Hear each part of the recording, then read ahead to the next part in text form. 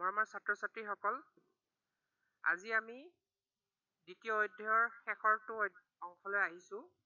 Last part হয় আৰু আজি আমি এই লাষ্ট পাৰ্টটোত বিশেষকৈ অলপমান ভাইৰাছ আৰু প্লেণ্ট এনিমেলৰ বিষয়ে পঢ়িম।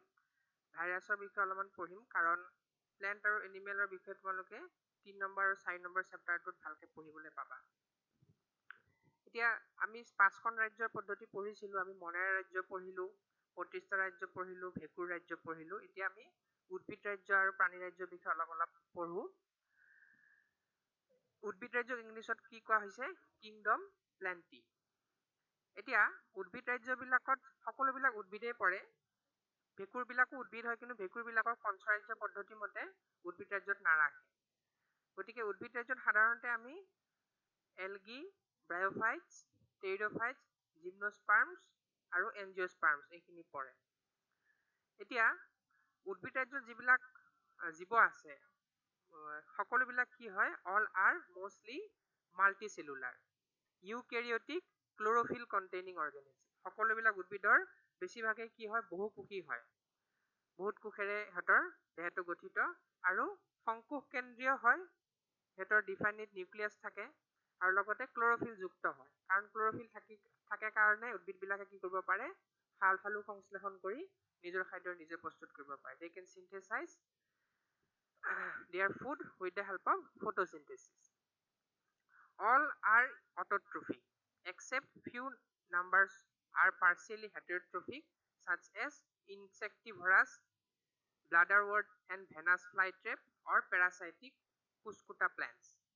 এতিয়া সকলোবিলাক উদ্ভিদৰ বেছিভাগে কি হয়? স্বপুষ্ট, অটোট্ৰফিক হয়। যিমানবিলাক উদ্ভিদ আছে চব স্বপুষ্ট হয়, অৰ্থাৎ সালু সংশ্লেষণ কৰি নিজৰ আহাৰ প্ৰস্তুত কৰিব পাৰে। কিন্তু কিছুমান আকৌ আংশিকভাৱে পৰপুষ্ট হয়। তাৰমানে আংশিকভাৱে সিহঁতি সালু সংশ্লেষণো কৰিব পাৰে, লগতে পৰৰ ওপৰত বেলেগ জীৱৰ ওপৰতো সিহঁতি নিৰ্ভৰ কৰে। এতিয়া কি সেনেকুৱা ধৰণৰ পতংগভোজী উদ্ভিদ কিছুমান আছে, ব্লাডাৰৱৰ্ট আৰু ভেনাছ ফ্লাইট্ৰেপ। সিহঁতি জেনেৰেলি উদ্ভিদবিলাক খায়, পতংগবিলাক খায়। সেইকাৰণে ইনচেক্টিভৰাছ বুলি কয়। ইনচেক্টবিলাক সিহঁতি ভক্ষণ কৰে। আৰু লগতে পৰজীৱী উদ্ভিদ আকাশীলতা। আকাশীলতাবিলাকে বেলেগ উদ্ভিদৰ গাত এনেকে মেৰিয়াই কেনে ওপৰলৈ গতি কৰে। সেইকাৰণে সিহঁতি পৰজীৱী, বেলেগ উদ্ভিদৰ পৰা সিহঁতি পুষ্টিবিলাক লয়। তাৰপিছত cell wall mainly made up of cellulose. সেইটো আটাইতকৈ ইম্পৰ্টেণ্ট হয় যে উদ্ভিদৰ কোষবেৰবিলাক কি হয়? প্ৰধানতঃ চেলুলোজেৰে গঠিত। তাৰপিছত উদ্ভিদ ৰাজ্যত যিবিলাক জীৱ আছে, উদ্ভিদ ৰাজ্যৰ যিবিলাক উদ্ভিদ আছে, সেই গোটেইবিলাকৰ যিটো জীৱন চক্ৰ দুটা ভাগত ভাগ কৰিব পাৰি প্ৰধানতঃ। কি? যে ডিপ্লইড স্পৰফাইটিক, দ্বিগুণ ক্ৰমজম বিশিষ্ট ঋণুধৰ উদ্ভিদ আৰু হেপ্লইড স্পৰফাইটিক বা এগুণ ক্ৰমজম বিশিষ্ট লিংগধৰ উদ্ভিদ। তোমালোকে ডিপ্লইড হেপ্লইডৰ মিনিংটো ভালকে বুজি নাপাবা। যেতিয়া তোমালোকে ছেকেণ্ড ইয়েৰত জেনেটিক্স পঢ়িবা বা ক্ৰমজমৰ বিষয়ে পঢ়িবা নেক্সট চেপ্টাৰবিলাকত, তেতিয়া বুজি পাবা ডিপ্লইড মানে কি, হেপ্লইড মানে কি। গতিকে দ্বিগুণ ক্ৰমজম বিশিষ্ট মানে টুৱাইচ এন নাম্বাৰ ক্ৰমজম থাকে আৰু হেপ্লইড মানে এন নাম্বাৰ ক্ৰমজম থাকে। গতিকে ডিপ্লইড ক্ৰমজম বিশিষ্ট স্পৰফাইটিক আৰু হেপ্লইড ক্ৰমজম বিশিষ্ট গেমেটফাইটিক। দুই ধৰণৰ লাইফ চাইকেল সিহঁতৰ থাকিব পাৰে, ফেজ থাকিব পাৰে লাইফ চাইকেলৰ। Stores reserve food material as starch. শ্বেতসাৰ হিচাপে সিহঁতি খাদ্য সঞ্চয় কৰে। উদ্ভিদবিলাকে কি হিচাপে খাদ্য সঞ্চয় কৰে? শ্বেতসাৰ হিচাপে সিহঁতৰ কোষবিলাকত। তাৰপিছত the length of the haploid and diploid phases and whether these phases are free living or dependent on others vary among different groups in plants. This phenomenon is called alternation of generation. অৰ্থাৎ এই যে আমি দুটা দশা পালো, এটা হ'ল diploid স্পৰফাইটিক, এটা হ'ল হেপ্লইড গেমেটফাইটিক। এই দুইটা দশাৰ কি কৈছে? এগুণ আৰু দ্বিগুণ ক্ৰমজম বিশিষ্ট দশাকেইটাৰ দৈৰ্ঘ্য অৰ্থাৎ সিহঁতৰ লেংথ কিমান সময়ত ধৰি চলিব সেইকেইটা দশা, আৰু লগতে দশাকেইটা আত্মনিৰ্ভৰশীল নে পৰনিৰ্ভৰশীল, whether these are free living or dependent on others আদিৰ ওপৰত ভিত্তি কৰি উদ্ভিদৰ প্ৰকাৰবিলাক বেলেগ বেলেগ। অৰ্থাৎ দশাকেইটাৰ দৈৰ্ঘ্যৰ ওপৰত আৰু দশাকেইটাৰ স্বভাৱ, অৰ্থাৎ সিহঁতি চেল্ফ ডিপেণ্ডেণ্ট হয় নে আদাৰ ডিপেণ্ডেণ্ট হয়, সেইটোৰ ওপৰত ভিত্তি কৰি দুইটা প্লেনবিলাক বেলেগ বেলেগ হয়। আৰু এই যিটো প্ৰক্ৰিয়া, এই যিটো পৰিঘটনা, সেইটোকে কি বুলি কোৱা হয়? জনুক্ৰম বা অল্টাৰনেশ্যন অফ জেনেৰেশ্যন বুলি কোৱা হয়। জেনেৰেশ্যন মানে হ'ল তাৰ জনুটো সিহঁতি অল্টাৰ কৰে, ক্ৰমানুজয়ে তাৰ পৰিৱৰ্তন ঘটে গতিকে হেতু কি বুলি কোৱা হয় জনুক্ৰম এটো পৰীক্ষাত আহিয়ে থাকে ডেফিনিশ্যন অল্টাৰনেশ্যন অফ জেনাৰেশ্যন জনুক্ৰম কাক বোলে এতিয়া আহিলো প্ৰাণী ৰাজ্যৰ বিষয়ে আমি ইয়াতে ডিটেইলছত বেছি নপঢ়ো কাৰণ তোমালোকে নেক্সট চেপ্টাৰ বিলাকত ডিটেইলছত পঢ়িব পাবা 4 নম্বৰ চেপ্টাৰটো প্ৰাণী ৰাজ্যৰ বিষয়ে পঢ়িব পাবা 3 নম্বৰ চেপ্টাৰটো উদ্ভিদ ৰাজ্যৰ বিষয়ে পঢ়িব পাবা all are multicellular heterotrophic eukaryotic organisms and lack of cell walls in their cells আমি জানো যে গোটেইবিলাক প্ৰাণীয়ে কি হয় বহুকোষী হয় যিমান প্ৰাণী আছে খাদ্য প্ৰাণী বিলাকৰ বাহিৰে খাদ্য প্ৰাণী বিলাকক আমি প্ৰতিষ্ঠা ৰাজ্যত ৰাখিছিলো প্ৰটোজোৱা বিলাকক কিন্তু বাকি যিবিলাক জীৱ আছে বা প্ৰাণী আছে সেইবিলাক গোটেইবিলাক কি হয় মাল্টিসেলুলাৰ বহুকোষী হয় লগতে হেটাৰট্ৰফি পৰপুষ্ট হয় বেলেগ জীৱৰ ওপৰত ডিপেন্ড কৰে উদ্ভিদৰ ওপৰত বা অন্য প্ৰাণীৰ ওপৰত আৰু লগতে সংকোষ কেন্দ্ৰীয় এইটোতো হ'বই আৰু ইহঁতৰ কোষত কোনো ধৰণৰ কোষবেৰ নাথাকে তো most important feature of the animals are they are lack of cell walls in their cells হেতৰ কি নাথাকে কোষবেৰ নাথাকে mode of nutrition is holozoic অৰ্থাৎ ইহঁতৰ পুষ্টিৰ প্ৰকাৰটো কেনেকুৱা ধৰণৰ হয় হলোজয়িক হয় তাৰ অৰ্থটো কি যে বাই ইনজেকশ্যন অফ ফুড গোটা জৈৱ পদাৰ্থ সৈতে খাদ্য হিচাপে গ্ৰহণ কৰে মেক্সিমাম জীৱই কি কৰে মানে প্ৰাণীবিলাকে গোটা জৈৱ পদাৰ্থ খাদ্য হিচাপে গ্ৰহণ কৰে আৰু খাদ্য কাৰণে সিহঁতৰ জেনেৰেলি প্ৰাণীবিলাকৰ কি থাকে এটা খাদ্যৰ তন্ত্ৰই থাকে সেইটো আমি ডাইজেষ্টিভ সিস্টেম বা পাচন তন্ত্ৰ বুলি কোৱা হয় গতিকে খাদ্যৰ পাচনৰ কাৰণে সিহঁতে এটা নিৰ্দিষ্ট তন্ত্ৰই থাকে সিস্টেম এটা থাকে তাৰপিছত stores reserve food material as glycogen or fat প্ৰাণীবিলাক উদ্ভিদবিলাকে যেনেকৈ ষ্টাৰ্চ বা শ্বেতসাৰ হিচাপে খাদ্য সঞ্চয় কৰে উদ্ভিদবিলাকে গ্লাইকোজেন বা চৰ্বি হিচাপে প্ৰাণীবিলাকে কি কৰে গ্লাইকোজেন বা চৰ্বি হিচাপে সঞ্চয় কৰে খাদ্যবিলাক আৰু উদ্ভিদবিলাকে ষ্টাৰ্চ বা শ্বেতসাৰ হিচাপে সঞ্চয় কৰে তাৰপিছত reproduction is sexually by copulation of male and female followed by embryo development যৌন প্ৰজননত ইহতি মতা আৰু মাইকীৰ মাজত সংগম হয় আৰু পিছত ভ্ৰূণৰ বিকাশ ঘটে এইবিলাকৰ বিষয়ে তোমালোকে সেকেন্ড ইয়াৰত পঢ়িব পাবা ৰিপ্ৰডাকশ্যন তাতে কেনেকে ফাৰ্টিলাইজেশ্যন হয় কেনেকে এমব্ৰায়ো ডেভেলপমেন্ট হয় এইবিলাকৰ বিষয়ে পঢ়িব পাবা জেনেৰেলি কি হয় এনিমেল বিলাকৰ ক্ষেত্ৰত সেক্সুৱেল ৰিপ্ৰডাকশ্যন ঘটে তাৰপিছত আহিলো ভাইৰাছ বিলাকৰ বিষয়ে ইমান ডিটেইলছত পঢ়িব নালাগে তথাপিও ইয়াতে আমি সিম্পলি অলপমান ভাইৰাছৰ ক্যাৰেক্টাৰ্ছ বিলাক ষ্টাডি কৰো viruses are non cellular organisms non cellular মানে সিহঁতে কোষবিহীন কোনো ধৰণৰ কোষ নাথাকে সিহঁতৰ and that are characterised by having an inert crystalline structure outside the living cell যদি জীৱদেহৰ বাহিৰত থাকে জীৱকোষৰ বাহিৰত থাকে তেনেহ'লে সিহঁতি নিৰ্জীৱ নিষ্ক্ৰিয় স্ফটিক হিচাপে থাকে ক্ৰিষ্টেলাইন মানে স্ফটিক মানে সলিড লাইক মানে ক্ৰিষ্টেল লাইক ষ্ট্ৰাকচাৰ হিচাপে থাকে Once they infect a cell, they take over the machinery of the host cell to replicate themselves and killing the host.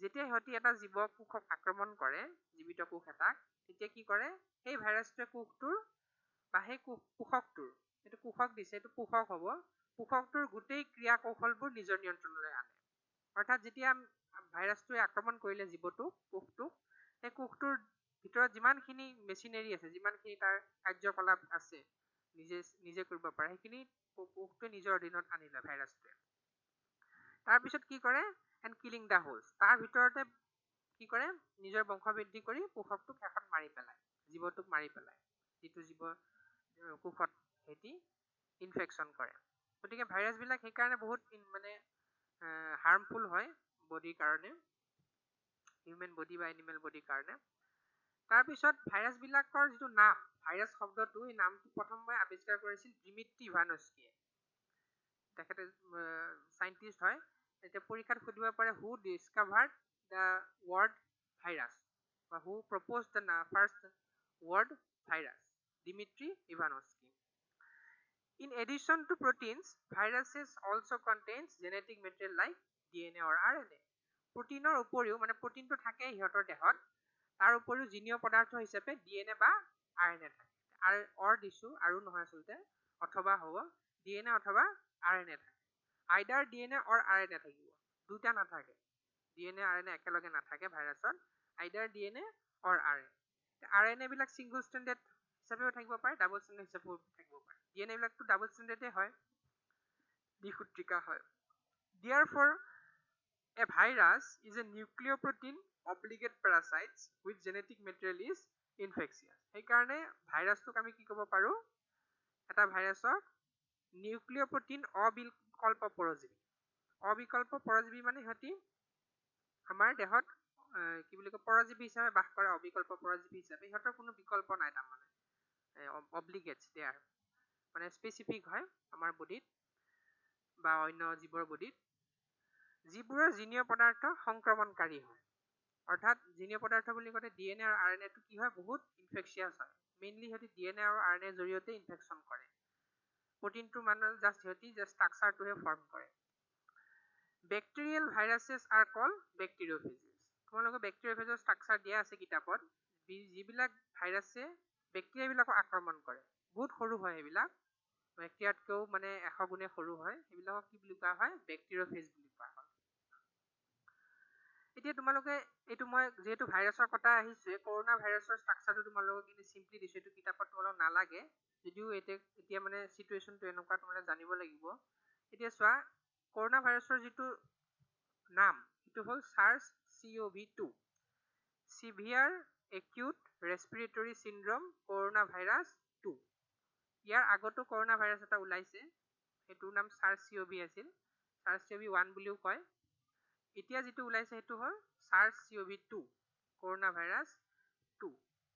গতিকে এইটো চোৱা, এই যিবিলাক য়েল্ল' কালাৰৰ ষ্ট্ৰাকচাৰ দেখিছা, হালধীয়া কালাৰৰ, এইবিলাক হ'ল স্পাইক প্ৰটিন। ইহঁতৰ জৰিয়তে আমাৰ দেহত সিহঁতি ইনফেক্ট কৰে। গতিকে চাৰিওপিনে প্ৰটিন কোড এটা থাকে, গোটেইটো প্ৰটিন কোড বুলি ক'ব পাৰা।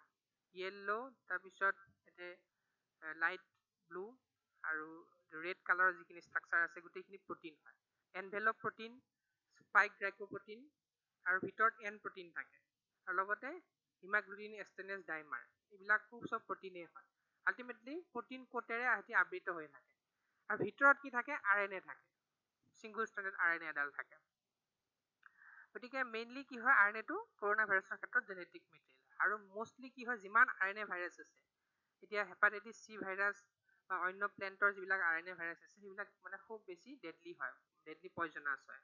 সিহঁতি মানে ইনফেকশ্যনটো বহুত মানে ফাষ্ট হয় সিহঁতৰ। গতিকে এইটো হ'ল আমাৰ কৰোণা ভাইৰাছৰ জেনেৰেল ষ্ট্ৰাকচাৰ। এতিয়া ভিৰিঅইডছৰ বিষয়ে অলপমান আহোঁ। ভিৰিঅইডছ বিলাক কি বস্তু তোমালোকৰ কিতাপত দিয়া আছে, একদম ডেফিনেশ্যন কেতিয়াবা আহে। These are smaller than virus.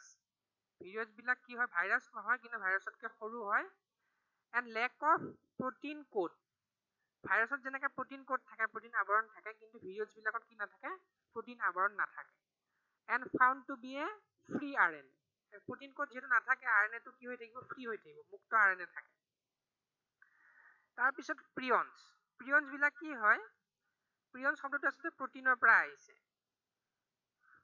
Priyan শব্দটো some infectious agents of neurological diseases consisting of